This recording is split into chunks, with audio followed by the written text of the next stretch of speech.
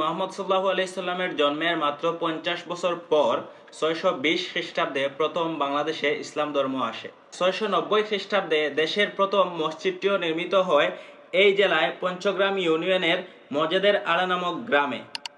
1987 সালে পঞ্চগ্রামে জঙ্গল খননের সময় প্রাচীন ওই মসজিদটির শিলালিপি ও ধ্বংসাবশেষ পাওয়া যায়। এর একটি ইটে কালেমা তাইয়্যিবা ও 69 হিজরি লেখা আছে।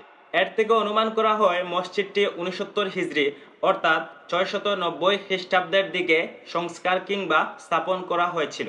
রাসূল সাল্লাল্লাহু আলাইহি সাল্লামের মামা মা আমেনার চাচাতো ভাই হযরত আবু ওয়াক্কাস রাদিয়াল্লাহু আনহু 620 থেকে 626 খ্রিস্টাব্দ পর্যন্ত বাংলাদেশ অঞ্চলে ইসলাম প্রচার করেন। ইসলামের জয় বা ব্যাপক পরিসরে প্রচারণা শুরু হয় 1204 সালে ইখতিয়ারউদ্দিন মুহাম্মদ বিন বখতিয়ার খিলজি কর্তৃক রাজা লক্ষণ সেনকে পরাজিত করার মাধ্যমে।